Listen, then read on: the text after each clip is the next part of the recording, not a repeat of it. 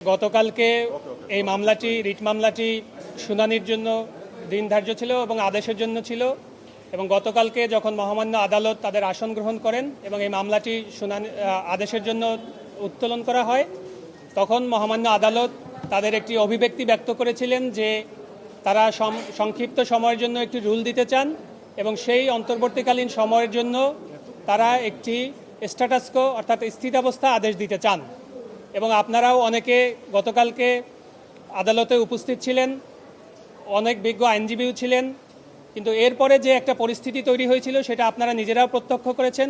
সেখানে জনাব ইশরাক হোসেনের পক্ষে যে আইনজীবীরা ছিলেন তারা সেখানে তখন আদালতকে এক ধরনের আনডিউ প্রেশার দেওয়ার একটা চেষ্টা করেছেন এবং আজকে যখন আদালতে আদেশের জন্য দিন ধার্য ছিল আদালত শুরুতে উঠেই তারা জনাব যিনি বারের সভাপতি ছিলেন তাকে ডেকে নিয়েছেন এবং ডেকে নিয়ে যিনি এই বেঞ্চের কনিষ্ঠতম বিচারপতি ছিলেন বিচারপতি জনাব দেবাশিস রায়চৌধুরী, তিনি সরাসরি বারের সভাপতিকে ডেকে বলেছেন যে গতকালকে তারা কোর্ট থেকে নেমে যাওয়ার সময় বারের সভাপতি যাকে রিপ্রেজেন্ট করছিলেন তাদের সাইড থেকে এমন একটি বাজে আলাপ করা হয়েছে যেটা একটা ভীতি সঞ্চারের মতো অবস্থা তৈরি হয়।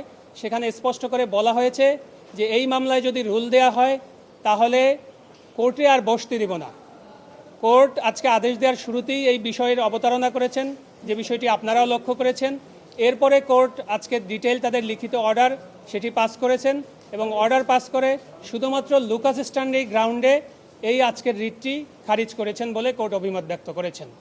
আমরা ইতিমধ্যে আমাদের ক্লায়েন্টের সাথে কথা বলেছি।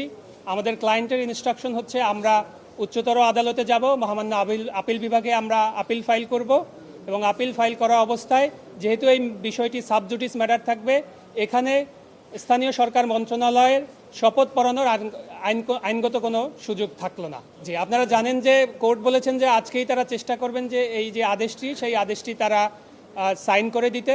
আমরা নকলের দরখাস্ত দিয়েছি ইতিমধ্যে। আমরা নকল প্রাপ্তি সাপেক্ষে আজকেই যদি আমাদের যাওয়া সম্ভব হয় আমরা যাব, না হলে পরবর্তী যেদিন ওয়ার্কিং ডে থাকবে সেদিনই আমরা দ্রুততম সময়ের মধ্যে আমরা ফাইল করব।